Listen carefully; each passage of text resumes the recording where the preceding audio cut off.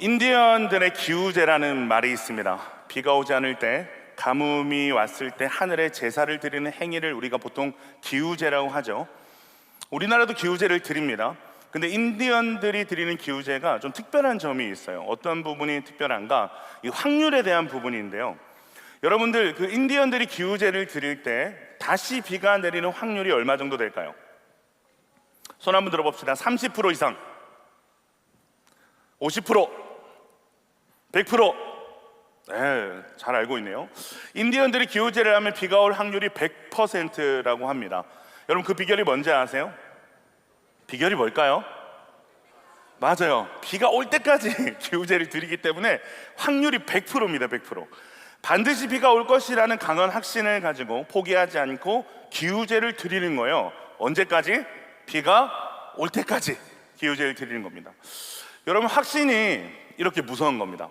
언젠가 반드시 비가 온다라는 확신이 이들로 하여금 비가 올 때까지 기우제를 드리게 하고 100%의 어떤 성공률을 갖게 한다는 거죠.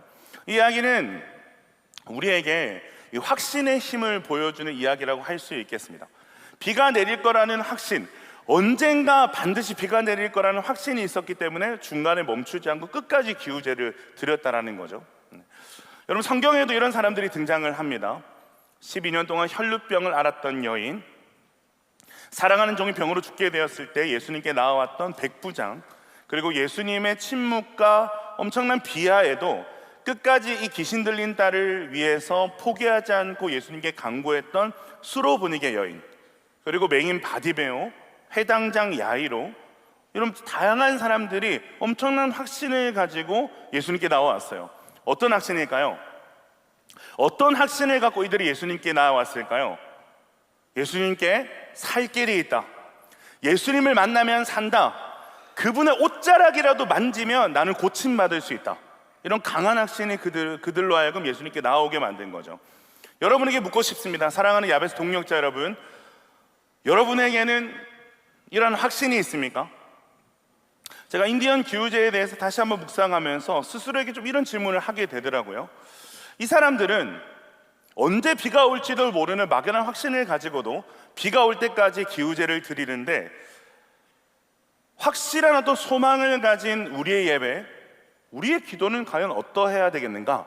라는 그런 질문이 찾아왔습니다. 사랑하는 여러분, 여러분은 어떤 상황에도 예배할 수 있는 여러분 이유가 있습니까? 이유가 있습니까? 포기하지 않고 끝까지 기도할 수 있는 여러분 이유가 있습니까? 없나요?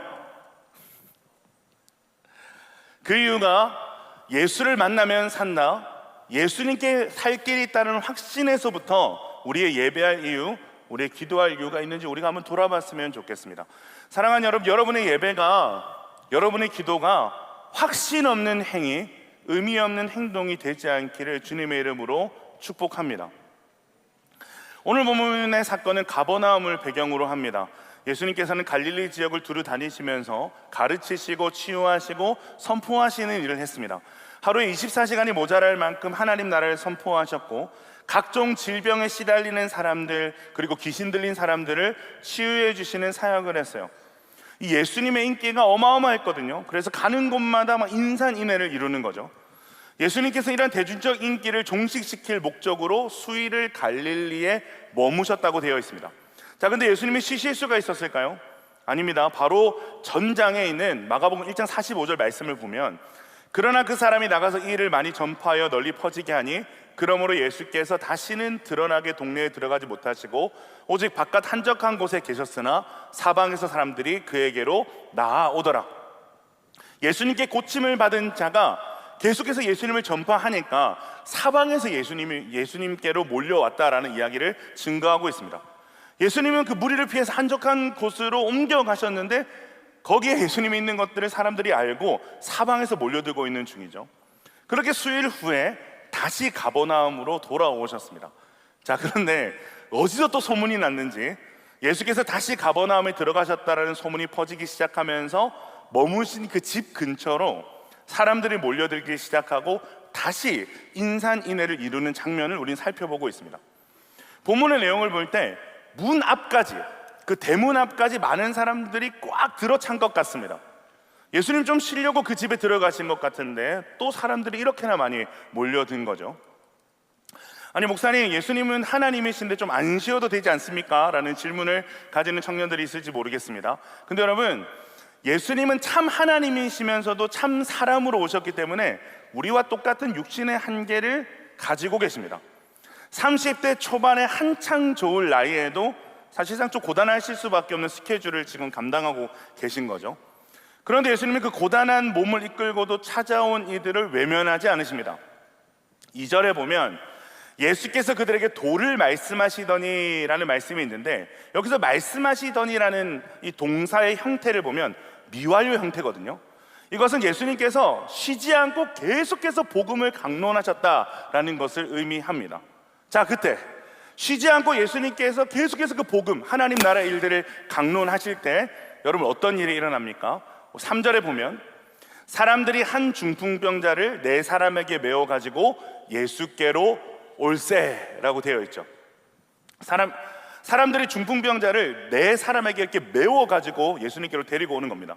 이 중풍병자를 뜻하는 헬라어는요, 마비된 사람, 움직이지 못하는 자라는 뜻을 가지고 있습니다.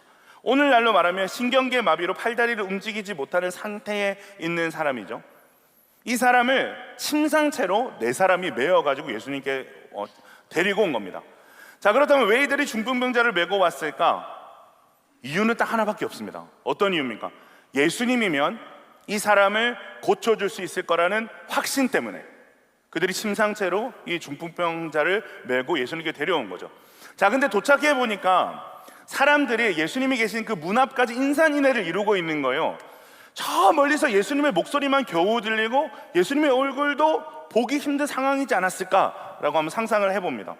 더군다나 도저히 안으로 들어갈 수가 없는 상황이에요. 사람 한 몸도 들어갈 수가 없는데 어떻게 침상을 메고 그 사람들을 비집고 들어갈 수가 있겠어요? 자, 그때 이들이 어떤 행동을 합니까? 포기합니까? 오늘은 안 되겠고 좀 한적한 날에 예수님께 다시 찾아와야겠다라고 포기를 합니까? 그렇지 않죠. 아무도 상상하지도 못했고 아무도 생각하지 못했던 엄청난 그 행동을 합니다. 아주 과격한 행동을 해요. 어떤 행동을 하죠? 집 위로 올라가서 지붕을 뜯어버립니다. 지붕을 뜯어버려요. 우리 3, 4절 말씀 같이 한번 읽어봅시다. 3, 4절입니다. 시작. 사람들이 한 중풍병자를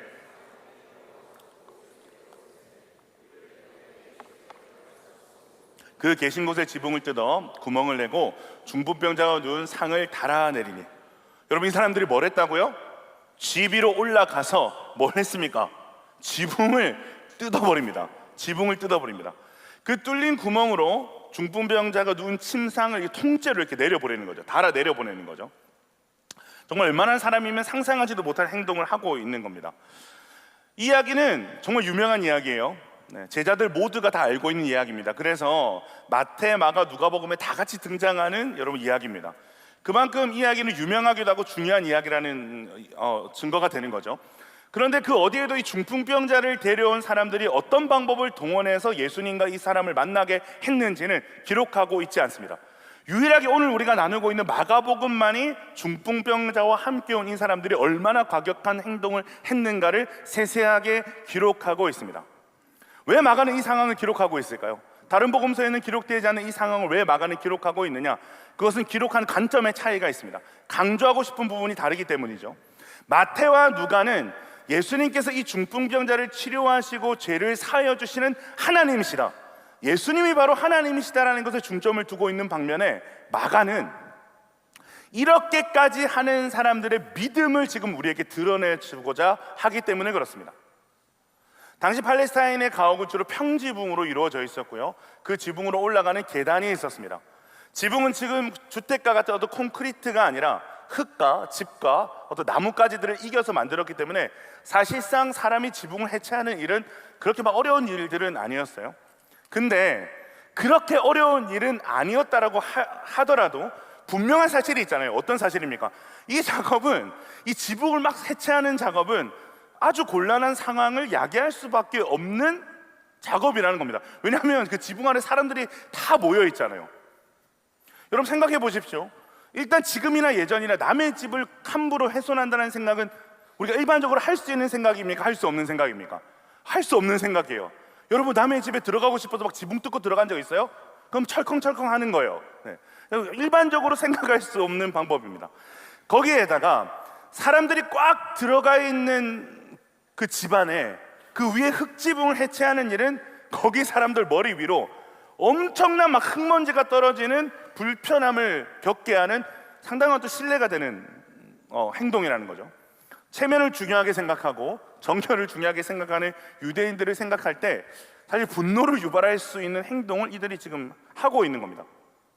자, 그런데 이들은 그 모든 것들을 다 감수하고 이토록 과감하고도 과격한 행동을 하고 있다는 게 중요한 거죠. 여러분, 상상해 보십시오. 천장에서 막 굳은 점토와 막 집과 나무 잔해가 막 후두두 막 떨어지고 있는 거예요. 근데 그곳이 예수님 머리일 수도 있어요, 여러분. 근데 지금 예수님이 뭘 하고 있는 상황이에요?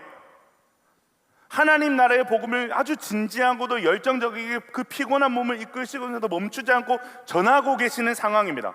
근데 그 위로 막 천장에 구멍이 뚫리더니 막 흙먼지가 떨어지고 막 들것이 막 여기서 내려오는 거예요. 여러분, 생각해 보세요. 이 은혜월 중간에 구멍이 뚫리고 침상에 이렇게 내려오는 겁니다. 얼마나 당황스럽겠어요, 그죠? 분명히 예수님께서 하시던 강론이 중단되었을 거고 사람들이 깜짝 놀라가지고 다 천장만 보고 있었을 거예요. 누군가는 이게 뭐한 짓이야 라고 소리쳤을지도 모르겠습니다. 자, 근데 이 광경을 지켜보신 예수님께서 뭐라고 말씀하시는가? 2장 5절 말씀을 보면 예수께서 그들의 믿음을 보시고 중풍병자에게 이르시되 작은 자야 내 제사함을 받았느니라 하시니. 여기 작은 자라고 번역된 테크논이라는 단어는 아주 따뜻하고 부드러운 음성으로 아이를 부를 때 사용되는 단어입니다. 즉 예수님께서 지붕으로 내려온 그 중풍병자를 향해서 아주 따뜻하고 부드러운 음성으로 아이야 라고 부르고 계신다는 거죠. 그 따뜻한 음성으로 무엇을 말씀해 주고 계세요? 네가 오늘 제사함을 받았다 라는 말씀을 하고 계신 겁니다. 사실 좀 따뜻하긴 한데 좀 뜬금없어요, 그죠? 네, 따뜻하긴 하긴 뜬금없어요. 사실 그 친구들이 그 지붕을 뜯고 그 중풍병자를 예수님이 있는 데까지 내려보는 이유가 뭡니까, 여러분? 죄사함을 위해서 내려보냈습니까? 왜 내려보냈을까요? 고치려고, 이 중풍병을 낫게 하려고 내려보냈는데 예수님께서 아주 따뜻한 목소리로 내 제사함을 받았느니라 라고 말씀을 하고 계신 거예요. 사실 중풍병자가 듣고 싶은 말은 따로 있을 거라고 생각을 해요. 2장 9절 말씀을 봅시다. 자, 내 제사함을 받았느니라 하는 말, 일어나 내 상을 가지고 걸어가라 하는 말 중에서 선택지가 두 개가 있다는 거예요. 내 제사함을 받았느니라 하는 말, 그리고 일어나 내 상을 가지고 걸어가라 하는 말 중에서 여러분이 중풍병자라면 어떤 말씀이 더 듣고 싶었겠습니까? 당연히 내 상을 가지고 걸어가라, 이 말이 듣고 싶었을 것 같아요. 근데 예수님은 중풍병자가 원하시는 말씀을 하고 있지 않습니다. 제일 먼저 하신 말씀은 2장 5절에 기록된 내 제사함을 받았느니라 라는 말씀을 하고 계십니다. 그리고 예수님은 이 말씀 때문에 서기관과 논쟁에 휩싸이고 계시죠. 그럼에도 불구하고 예수님께서 중풍병자에게 하신 첫 번째 말씀, 어쩌면 가장 하고 싶은 그 말씀은 네가 죄사함을 받았느니라 라는 말씀이었습니다. 예수님은 왜 이 말씀을 하셨을까요? 오늘 우리 수영록의 대예배 설교 본문의 요한복음 9장에 맹인치유의 사건을 보면 유대인들은 질병을 뭐라고 생각하냐면 죄의 결과라고 생각을 했어요. 물론 모든 질병을 직접적으로 특정 죄에 대한 결과로 볼 수는 없어요. 요한복음 9장에 보면 하나님이 하실 일들에 쓰임받기 위한 도구로 질병을 이야기하시거든요. 그렇기 때문에 모든 질병을 특정 죄에 대한 결과로 단정 지을 수는 없습니다. 그러나 아주 원론적으로 질병의 근원으로 돌아가 보면 질병은 결국 죄로 인해 파괴된 피조 세계의 산물이라고 할 수 있습니다. 여러분, 에덴 동산에는 질병이 없었어요. 아픈 것이 없었단 말이죠. 장차 올 하나님의 나라에도 여러분 아픔이 없어요. 고통도 없어요. 즉 질병을 결국 죄로 인해 파괴된 피조 세계의 산물이라고 할 수 있습니다. 우리의 모든 고통, 피조 세계의 고통은 죄로 인한 결과가 맞긴 맞는 거죠. 자, 그렇다면 이 모든 고통을 근원적으로 해결할 수 있는 존재는 누굴까요? 우리의 삶에 있는 질병과 모든 고통을 여러분 해결할 수 있는 근원적인 존재는 누굴까요? 예수님밖에 없죠. 마가가 지금 이것을 얘기하고 싶은 거예요. 우리를 그 모든 고통에서 건져내실 수 있는 유일한 분은 예수님이시다, 이 이야기를 하길 원하는 거죠. 하나님의 나라를 이 땅에 가져오신 예수님의 사역이 죄로 인해서 신음하고 있는 그의 백성들에게 어떻게 실제적으로 나타나고 있는지를 보여주는데 이 마가의 기록 목적이 있다라는 거예요. 즉 예수님께서 하나님이시고 예수가 메시아라는 얘기를 지금 하고 싶은 거죠. 이것이 예수님께서 죄사함을 말씀하신 이유라는 사실을 우리가 기억해야 됩니다. 자, 그러니까 서기관들이 예수님의 이 말씀이 너무너무 불편한 거예요. 우리 6절에서 7절 말씀 같이 한번 읽어볼까요? 6절 7절입니다 시작. 어떤 서기관들이 거기 앉아서 마음에 생각하기를 이 사람이 어찌 이렇게 말하는가? 신성모독이로다. 오직 하나님 한 분 외에는 누가 능히 죄를 사하겠느냐? 지금 서기관들은 이 중풍병자에 대해서 두 가지 견해를 갖고 있습니다. 첫 번째, 중풍병을 죄에 대한 어떤 대가로 봤습니다. 죄에 대한 결과로 봤습니다. 하나님의 뜻을 거스르는 죄인들이 중풍병에 걸린다라고 그들은 단정짓고 있는 겁니다. 죄의 결과로 이 병이 왔다는 거죠. 두 번째로, 그러면 이 중풍병이 누구로 인해서 왔다라는 거죠? 하나님께서 이 사람에게 주신 병이 되는 겁니다. 이 사람이 죄를 짓거나 그 부모가 죄를 지었기 때문에 하나님이 그에 대한 징계로 주신 병이 이 사람이 안고 있는 중풍병이 되는 거예요. 그렇기 때문에 2장 7절에 그들의 생각과 같이 오직 하나님 한 분 외에는 그런 능력을 행할 자가 없다라고 본 것입니다. 하나님이 주신 징벌이고 하나님이 주신 징계니까 하나님이 사해 주시는 것 말고는 방법이 없다라고 보고 있는 거죠. 사실상 이들의 주장은 율법적으로는 문제될 것이 없습니다. 문제는 그들의 눈에 지금 그들 앞에 계신 예수님이 하나님이 보내신 자요, 우리를 그 모든 고통과 죄악에서 구원하실 메시아로 보이지 않았다는 것이 문제인 거죠. 그래서 이들은 예수님께서 하시는 이 일들과 말들에 대해서 신성모독이라고 밖에 여길 수가 없었던 겁니다. 자, 그런 그들의 생각을 하시고 예수님께서 말씀하시는 거죠. 우리 9절에서 12절 말씀 같이 한번 읽어보겠습니다. 9절에서 12절입니다 시작. 중풍병자에게 내 제사함을 받았느니라 하는 말과 일어나 내 상을 가지고 걸어가라 하는 말 중에서 어느 것이 쉽겠느냐? 그러나 인자가 땅에서 죄를 사하는 권세가 있는 줄을 너희로 알게 하려 하노라 하시고 중풍병자에게 말씀하시되 내가 내게 이르노니 일어나 내 상을 가지고 집으로 가라 하시니 그가 일어나 곧 상을 가지고 모든 사람 앞에서 나가거늘 그들이 다 놀라 하나님께 영광을 돌리며 이르되 우리가 이런 일을 도무지 보지 못하였다 하더라. 엄청난 사건이 서기관을 포함한 모든 사람의 눈앞에서 일어난 겁니다. 중풍병자가 자기가 누워있던 침상을 들고 벌떡 일어나서 모든 사람 앞에서 뚜벅뚜벅 걸어나가는 일이 일어난 겁니다. 자, 그렇다면 이 사건이 여러분 보여주는 게 뭐죠? 예수님에게는 서기관들이 생각했던 두 가지의 어떤 그 권세가 다 있다라는 것을 보여주고 있는 사건이 되는 겁니다. 죄사함의 권세뿐만이 아니라 죄로 말미암는 어떤 징계, 이 중풍병을 치유하는 권세가 예수님께 있다라는 것을 보여주는 사건이 되는 거죠. 한마디로 예수님이 바로 하나님의 아들이시다라는 것들을 보여주는 사건이라고 할 수 있습니다. 이것이 마가가 드러내고 싶어하는 마가복음 전체의 주제거든요. 예수님이 하나님의 아들이시다. 그래서 마가복음 1장 1절에 보면 이 말씀이 있습니다. 하나님의 아들 예수 그리스도의 복음의 시작이라. 마가복음이 어떻게 시작하고 있다고요? 하나님의 아들 예수 그리스도의 복음의 시작이라고 이렇게 기록이 되고 있습니다. 그렇기 때문에 이 사건은 바로 예수님이 하나님의 아들이시라는 사실을 드러내는 엄청난 사건인 거예요. 그런데 이 엄청난 사건이 누구를 통해서 일어났느냐? 오늘 좀 이것을 좀 주목해 보고 싶습니다.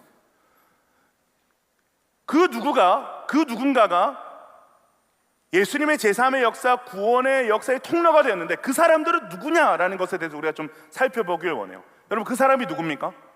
이런 놀라운 예수님의 어떤 구원의 역사, 제사함의 역사, 예수님께서 하나님의 아들이라는 것을 증거할 수 있는 이 역사와 연결된 사람들이 누굽니까, 여러분? 중풍병자를 침상째로 메고 와서 지붕을 뚫어내렸던 그 네 사람입니다.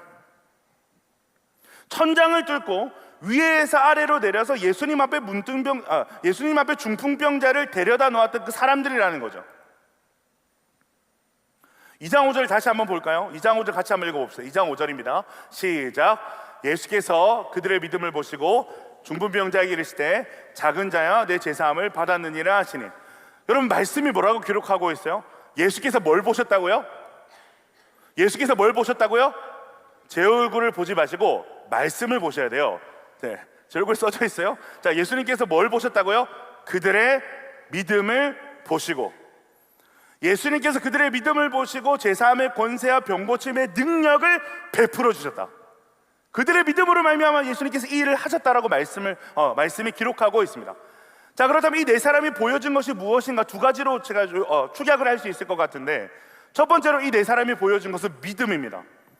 더 구체적으로 말하면 확신입니다. 확신. 예수가 답이다, 예수가 소망이다, 예수가 살 길이다라는 어떤 그들 안에 있는 거룩한 확신과 믿음이 있었다는 거죠. 두 번째는 뭡니까? 포기하지 않는 사랑이 있었다는 거예요. 여러분, 중풍병은 스스로의 힘으로 움직일 수 없는 병입니다. 언제 어떤 이유로 중풍 환자가 되었는지는 모르겠지만 그 언제부턴가 스스로 자신의 몸을 움직일 수 없었을 것이고, 누워서 대소변을 받아내야 되는 아주 고통스러운 어떤 삶의 시간들을 지속해야 됐을지도 모르겠습니다. 자, 그런데 어쩐 일인지 이 중풍병자에게는 그를 사랑하는 사람들이 있었어요. 친구인지 가족인지 모르겠지만 그를 사랑하는 사람들이 있었습니다. 그들이 이 중풍병자를 포기하지 않았다라는 거죠. 기어이 예수님 앞에 데려오고야 만 것이죠. 사람들이 뭐라고 하든 나중에 돈을 얼마나 물어줘야 되는 이 사람을 낫게 하겠다는 그 일념, 포기할 줄 모르는 사랑으로 예수님께 이 사람을 데리고 나온 겁니다. 계산하지 않는 무모하고도 지극한 사랑이 이들을 행동하게 만든 거죠. 확신과 사랑, 이 믿음과 사랑이 이 중풍병자를 예수님 앞에 데려오게 만든 것입니다. 예수님을 만나면 반드시 나을 것이라는 확신에서 시작해서 이 영혼을 향한 사랑이 그 확신을 행동으로 옮겨가게 한 거죠. 마가가 지금요, 이들을 소개하고 싶은 거예요. 마가복음의 독자들에게 이들을 지금 소개하고 싶은 겁니다. 여러분, 마가복음에 소개된 어떤 기적에 관련 기사들을 여러분 유심히 한번 살펴보십시오. 기적이 행해진 후에 사람들이 믿음을 가지게 된 경우보다 믿음으로 말미암는 행위가 기적의 동력이 된 경우가 훨씬 많이 등장합니다. 다시 한번 말씀드릴게요. 기적이 행해진 후에 사람들이 믿음을 가지게 된 경우보다 믿음으로 말미암는 행위가 기적의 동력이 된 경우가 훨씬 더 많이 기록이 되고 있습니다. 오늘 본문의 이야기가 그렇고, 5장의 회당장 야이로와 12의 혈루증을 앓던 여인의 이야기가 그렇고, 10장에 나오는 소경 바디메오의 치유 기사가 다 그런 이야기들입니다. 여러분, 이들 모두에게는 저마다 높은 장벽이 있었어요. 그러나 이들이 가진 치유의 확신과 예수 그리스도에 대한 믿음이 그 모든 장벽을 뛰어넘게 만들었다는 얘기를 하고 있는 거죠. 그래서 마가는 이 모든 사건을 기록하면서 우리에게 외치고 있는 거예요. 너희가 예수를 하나님의 아들이라고 믿는다면 어떻게 해서든 너희는 예수께 나와야 된다. 너희가 예수를 하나님의 아들이라고 믿는다면 어떻게 해서든 예수 앞으로 나와야 된다. 예수가 아니면 안 된다라는 생각, 예수님 한 분이면 충분하다는 생각, 그것이 새 창조의 은혜를 경험할 우리의 중심이자 믿음이라는 것을 마가가 지금 이야기를 해주고 있는 거죠. 그 결과 어떤 역사가 나타나죠? 확신을 행동으로 옮겨가게 하는 일들이 여러분 일어나게 되는 겁니다. 자, 우리 12절 말씀 같이 한번 읽어볼까요? 12절입니다. 시작. 그들이 다 놀라 하나님께 영광을 돌리며 이르되 우리가 이런 일을 도무지 보지 못하였다 하더라. 그들의 어떤 믿음을 예수님께서 사용하셔서 어떤 일을 일어나게 하십니까? 도무지 보지 못한 일, 상상도 못한 일을 행하시는 것을 우리는 지금 말씀을 통해 발견하고 있습니다. 구원의 역사가 나타난다는 거죠. 이것은 중풍병자를 치유하신 물리적인 어떤 치유와 구원만을 이야기하는 것이 아닙니다. 그 안에는 죄사함의 기적, 그리고 네 사람이 보여준 믿음의 기적까지를 포함하고 있는 말들을 지금 하고 계신 거죠. 사랑하는 야베스 동역자 여러분, 저는 여러분 가운데 여러분이 이때까지 살면서 경험하지 못했던 도무지 보지 못한 일들이 일어나기를 소망합니다. 죄사함, 치유, 무엇보다 예수님께서 이러한 확신을 가진 사람들을 통해서 그 어디에서도 볼 수 없는, 세상이 생각하지도 못한 그런 일들이 여러분을 통해서 일어나기를 간절히 소망합니다. 오늘 중풍병자는 자기 몸을 자기 마음대로 움직일 수 없었어요. 너무나도 고통스럽고 비참한 상태였죠. 그러나 그의 육신의 어떤 중풍병보다 더 심각한 병이 있었습니다. 그 병이 무엇입니까? 영혼의 중풍병입니다. 마음으로는 이런저런 선한 일들을 계획하고 뜻을 갖지만 그 뜻대로 우리의 마음이 움직여지지 않는 상태. 그래서 끊임없이 죄를 행하고 끊임없이 절망하고 고통하는 수많은 어떤 영혼의 중풍병, 이것이 이 중풍병자뿐만이 아니라 우리 주위에 수많은 사람들이 겪고 있는 영혼의 중풍병이죠. 여러분, 그들에게 누가 필요하다고 생각하십니까? 그들을 누구에게로 데려와야 그들이 산다라고 생각하십니까? 예수를 만나면 그들이 사는 줄로 믿습니다. 예수께로 데려와 예수를 만나면 그들이 일어나는 일들이 여러분 일어날 줄로 믿습니다. 네. 그렇다면 그 일을 누가 해야 되는 거죠? 예수를 만나면 산다, 예수를 만나면 고침받을 수 있다, 예수를 만나면 그 좌절의 자리에서 일어날 수 있다라는 믿음을 가진 친구들이 필요한 거죠. 가족들이 필요한 거죠. 지인들이 필요한 거죠. 어쩌면 참 무모하리만큼 열정적으로 지붕을 뚫어서라도 예수께 데려다줄 뜨거운 사랑의 마음을 가진 그 누군가가 여러분 그들에게 필요하다는 거예요. 여러분 생각해 보십시오. 오늘 그 중풍병자가 이 4명의 친구가 없었다면 예수님께로 나올 수 있었겠습니까? 나올 수가 없어요. 여러분, 중풍병이란 그런 거예요. 영혼의 중풍병도 마찬가지인 겁니다. 누군가 그들을 메어다가 데리고 오지 않으면 그들의 마음이 예수께로 향할 수가 없는 겁니다. 예수께로 연결될 수가 없는 거예요. 도와줄 이들이 필요한 거죠. 예수님과 연결해줄 이들이 필요한 거죠. 무모하리만큼 천장을 뚫어서라도 그 모든 장애물을 넘고서 예수님 앞에 데려다 놓을 사람들이 필요한 거죠. 그 사람들이 누굽니까? 저와 여러분들 줄로 믿습니다. 여러분, 사랑은 확신을 행동으로 바꾸는 힘입니다. 여러분 안에 정말 예수 그리스도가 유일한 구원이시다, 예수 그리스도가 유일한 소망이시다, 예수 그리스도가 유일한 살 길이라는 확신이 있다면 여러분은 그 영혼을 향한 사랑이 있어야 됩니다. 확신만 있어서는 안 되는 거예요. 확신과 그 영혼에 대한 사랑이 있을 때 확신을 행동으로 바꾸는 힘이 작용하게 되는 겁니다. 만약에 여러분들의 삶에 누군가를 예수께로 데리고 오는 이 전도에 대한 일들이 여러분 일어나고 있지 않다면 어쩌면 우리는 확신과 사랑 둘 중에 하나가 없을 가능성이 높습니다. 어쩌면 둘 다 없을 수도 있습니다. 예수를 만나야 산다라는 확신, 영적 중풍병을 앓고 있는 그 누군가에 대한 사랑, 여러분 그것이 우리에게 상실되어 수 있는 가능성이 있다는 거죠. 그렇기 때문에 여러분 전도는요 시켜서 되는 게 아니에요. 전도해야 됩니다.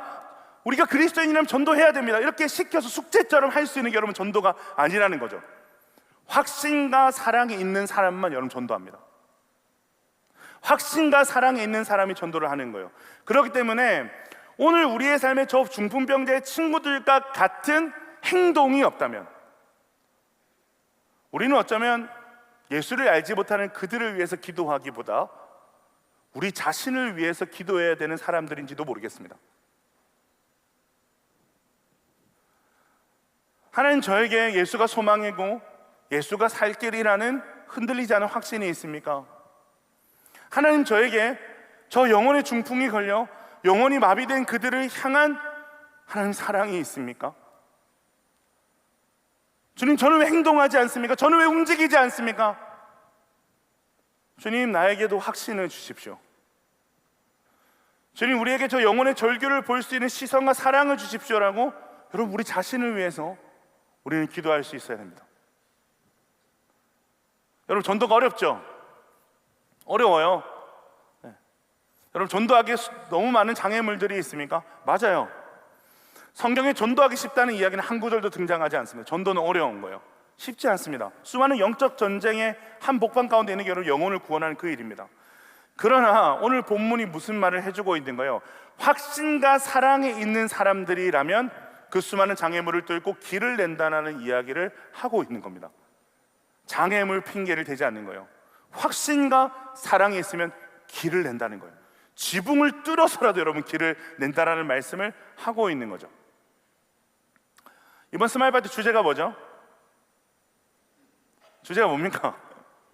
네, 비긴 어게인입니다. 네. 다시 시작할 용기라는 주제로 하반기 우리 스마일 파티가 이제 준비가 되고 있는 거죠. 제가 상반기 스마일 파티 때부터 여러분에게 좀 반복해서 이야기를 하지만 저는 야베스 스마일 파티에서 가장 중요한 건 얼마나 많은 영혼들이 이 자리에 오느냐가 아니라 저는 여러분 모두가 전도자가 되는 일이 가장 시급하고 가장 중요한 일이라고 생각을 합니다. 예수 그리스도에 대한 흔들리지 않는 확신과 정말 한 영혼에 대한 사랑이 먼저 우리 가운데 회복되는 것, 여러분 그것이 가장 우선된 기도 제목이라고 저는 믿습니다. 그렇기 때문에 여러분, 스마일 파티는 그냥 매 상반기 하반기마다 돌아오는 그저 그런 행사가 아니라요, 예수를 알지 못하는 저 영혼들만을 위한 행사가 아니라 우리에게도 너무너무 중요한 시간인 거예요. 스마일 파티를 준비하면서 우리가 먼저 비긴 어게인, 분주하게 살아가면서 신앙생활이 무기력해지고 도무지 보지 못한 하나님의 그 역사와 일들이 상실된, 좌절되고 위축된 우리의 믿음이 다시 출발하는 시간이 저는 스마일 파티라고 믿습니다. 다시 예수가 유일한 소망이고 살 길이라는 고백을 회복할 수 있는 시간이 여러분이 전도의 시간들입니다. 다시 하나님이 찾으신 영혼들을 향해서 하나님의 마음, 하나님의 사랑을 하나님께서 회복시켜 주시는 시간이 여러분 전도의 시간인 줄로 믿습니다. 자, 이제 말씀을 좀 정리할까요? 네. 우리 다시 한번 2장 5절을 읽고 좀 말씀을 정리했으면 좋겠는데요, 우리 2장 5절 말씀 다시 한번 찾아서 읽어보겠습니다. 시작. 예수께서 그들의 믿음을 보시고 중풍병자에게 이르시되 작은 자야 내 제사함을 받았느니라 하시니, 여기서 우리가 줄쳐야 될 대목은 확실합니다. 예수께서 그들의 믿음을 보시고, 여기에 밑줄을 쫙 끄시고 이런 별표를 막 하시는 거예요. 네. 예수님께서 누구의 믿음을 보신 거예요? 여기서 말하는 그들은 누굽니까? 지붕을 뚫고 중풍병자를 예수님께로 내린 그 4명의 사람들입니다. 예수님께서 이들의 믿음을 보시고 이 불쌍한 영혼을 구원해 주셨다. 여러분, 이 얼마나 놀라운 일입니까? 이 얼마나 여러분 우리에게 큰 도전이 되는 말씀입니까? 하나님께서, 예수님께서 여러분 우리의 믿음을 보신대요. 그 영혼을 구원하는 일에 우리의 믿음을 보신다라고 말씀을 하십니다. 예수님께로 나온 그 사람에게도 믿음을 주셔서 그 믿음을 보시겠지만, 먼저 확신을 가지고 예수께로 그 영혼을 인도하고자 하는 우리의 믿음을 보시고 그 구원하는 일들을 행하여 주신다라고 말씀을 하십니다. 왜? 예수님께서는요, 우리를 통해서 그 영혼 구원의 역사를 이뤄 가시기를 원하시기 때문에 그렇습니다. 저는 이 구절을 보면서 이런 생각이 들었어요. 예수님은 이미 다 준비가 되셨구나. 예수님이 이미 다 준비가 돼서 기다리고 계시구나. 이제 누가 준비돼야 되는 거예요? 저와 여러분들이 준비되면 되는 거예요. 예수를 향한 확고한 믿음과 영혼을 향한 뜨거운 사랑이 우리 가운데 준비되기만 하면 예수님께서 우리의 믿음을 사용하시겠구나. 여러분, 전도의 수혜자는 복음을 듣는 자만이 아닙니다. 복음을 전하는 자가 저는 전도의 가장 큰 수혜자라고 생각을 해요. 예수를 향한 확고한 믿음과 영혼을 향한 뜨거운 사랑을 강구하는 시간을 통해서 여러분 우리의 믿음에 더욱더 견고한 확신이 생기고 그들을 향한 뜨거운 사랑이 우리 안에 시작될 때, 여러분 우리는 반드시 이 중풍병자의 친구들처럼 쓰임받게 될 줄로 믿습니다. 여러분 인생에 도무지 생각하지도 못했던, 상상하지도 못했던 그 일들이 여러분 인생 가운데 펼쳐지는 일들이 반드시 일어나게 될 줄로 믿습니다. 사랑하는 여러분, 이번 스마일 파티 가운데 여러분 사모했으면 좋겠어요. 어떤 걸 사모하느냐? 성령께서 우리에게 예수 그리스도를 향한 확고한 믿음을 회복시켜 주시도록, 성령께서 우리에게 영혼을 향한 뜨거운 마음을 회복시켜 주시도록, 그래서 우리를 통해 모든 사람이 놀라는 도무지 알지 못하는 일이 일어날 수 있기를 주님의 이름으로 축원드립니다. 이 시간 다 함께 일어나서 함께 찬양하겠습니다.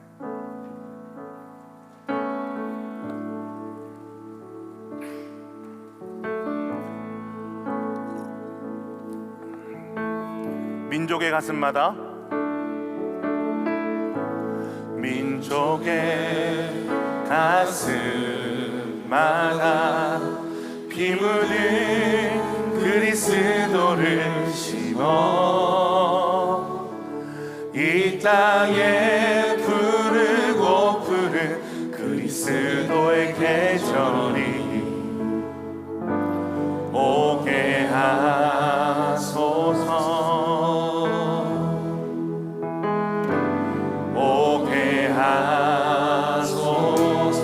이 땅에 하나님의 나라가, 이 땅에 하나님의 나라가 이루어지게 하옵소서. 모든 사람의 마음과 교회와 가정에도 하나님 나라가 임하게 하여 주소서. 주의 청년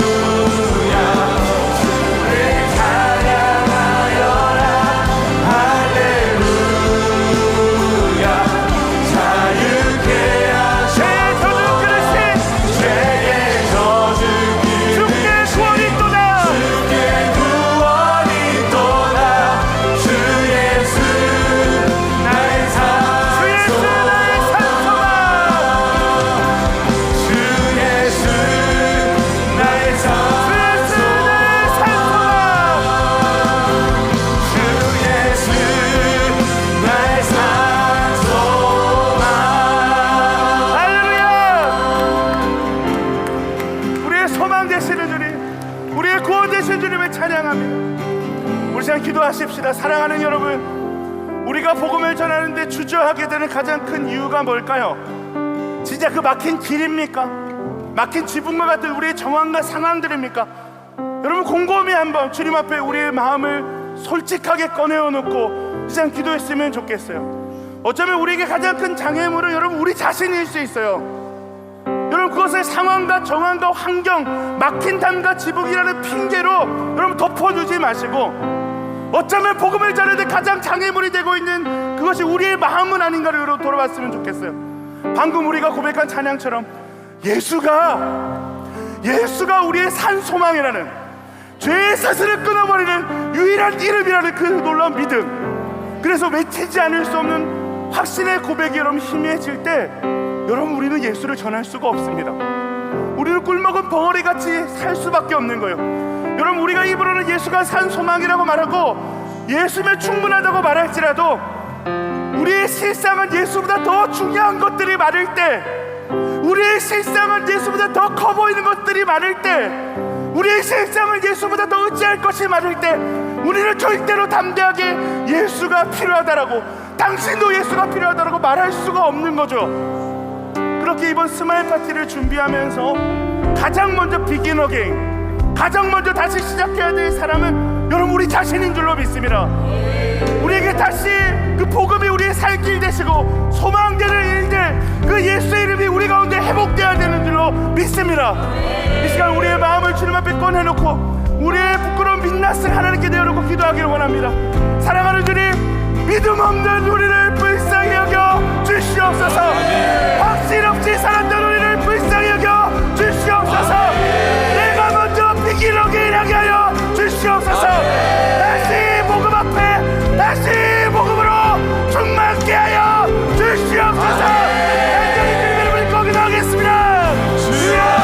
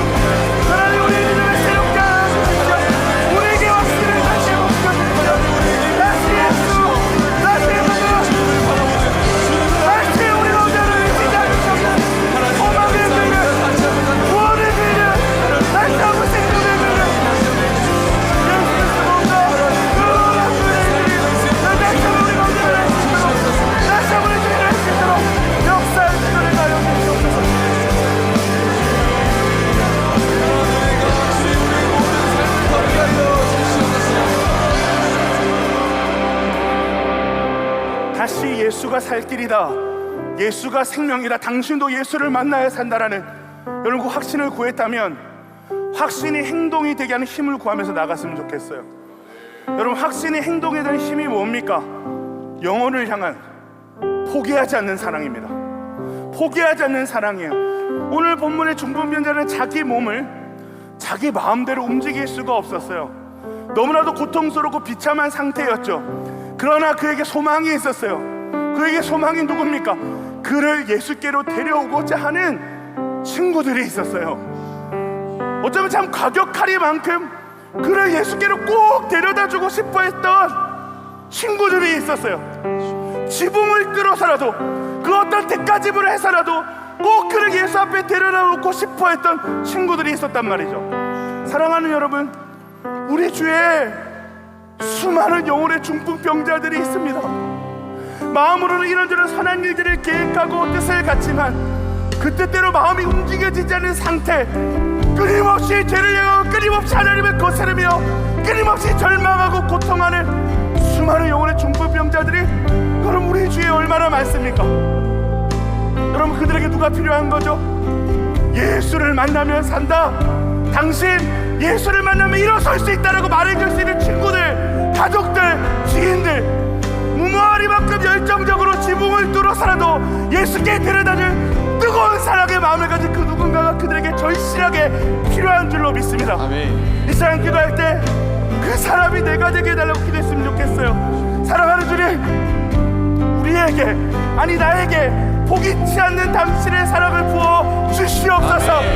황폐한 그들의 인생에 그리스도의 계절이 올 수 있도록 한 손에는 복음에 대한 확신을, 다른 한 손에는 그들을 향한 사랑을 들고 나아가게 하여 주시옵소서. 예수를 향한 확신과 영혼을 향한 뜨거운 사랑을 가지고 어떤 장애물이 존재한다고 할지라도 지붕을 뚫어서라도 그들을 주께로 인도하는 일에 우리를 사용하여 주시옵소서. 이 일을 통하여 우리 인생에 도무지 생각지 못한 복음의 능력, 영혼권의 역사를 경험하게 하여 주시옵소서.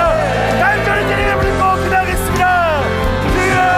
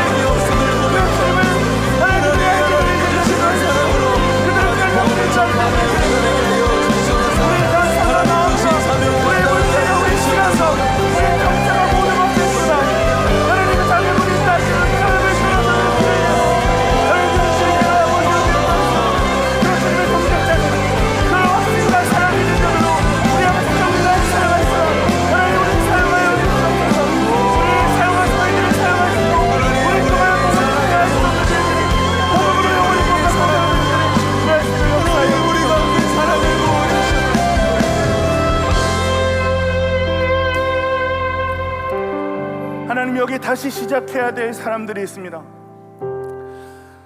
이렇게 뜨겁게 주님을 예배하고 기도했지만, 수많은 예배가 우리 가운데 드려지고 있지만, 세상 가운데 나가서 그 영혼의 중풍병을 앓고 있는 자들에게 예수 만나야 산다, 예수가 소망이다 라고 말하지 못하는, 어쩌면 교회와는 다른 세상의 모습으로 다른 것들을 의지하며 다른 것들을 소망하며 살아가고 있는 우리의 이중적인 모습 때문에 확신 있게 복음을 전하지 못하고 있는, 다시 시작해야 되는 하나님 우리가 있습니다.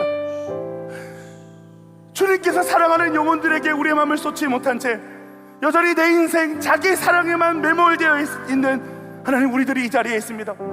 우리에게 다시 하나님이 사랑하는 영혼들을 향한 그 사랑이 시작될 수 있는 은혜를 허락하여 주시옵소서. 이번 비긴 어게인이라는 주제로 이번 스마일 파티를 준비하면서 우리가 먼저 다시 시작하게 하여 주시옵소서. 우리가 먼저 그 복음에 완전히 붙들린 대로 다시 일어설 수 있게 도와주십시오. 우리의 인생의 목적이 그 영혼의 중풍병자 같은 자들을 주께로 인도하는 그 거룩한 사명이 우리 인생의 목적임을 우리가 다시 한번 기억할 수 있도록 은혜 더하여 주시옵소서. 이 우리의 어떤 죄된 자아에서 촉발된 사랑이 아니라 우리를 끝까지 포기하지 않으셨던 주님의 사랑으로 우리의 주위에 있는 수많은 예수 알지 못하는 자들을 포기하지 않고 사랑해내는 그 사랑이 하나님 우리 가운데 일어날 수 있도록 역사하여 주옵소서. 주님, 오늘도 주님은 이 중풍병자의 친구들과 같은 믿음을 가진 자들을 찾으십니다. 내가 그들의 믿음을 보고, 내가 너희의 믿음을 보고 죄를 사하였노라고 말씀하시는, 그를 구원했노라고 말씀하시는 그 예수 그리스도의 말씀을 기억합니다. 하나님 우리의 믿음을 사용하여 주시옵소서. 우리의 믿음을 그 영혼을 구원하는 일들에 사용하여 주옵소서. 우리의 믿음을 보시고 우리의 믿음을 통하여 죽어가는 저 한 영혼을 구원하는 일들을 보게 하여 주시옵소서. 하나님 우리의 신앙생활이 어떤 문화와 습관같이 되지 않길 간절히 소망합니다. 오늘 이 믿음을 가진 이 4명의 친구들을 통하여 세상은 도무지 알지 못하는 일들이 일어나 모든 사람들이 깜짝 놀랐던 것처럼 하나님 우리의 인생이 그렇게 영혼들이 살아 돌아오는 일들이 계속해서 일어나는, 세상은 도무지 알 수 없는 그 하늘의 것들, 영원한 것들이 일어나는 그런 주님의 무대가 되시길 간절히 소망합니다. 하나님,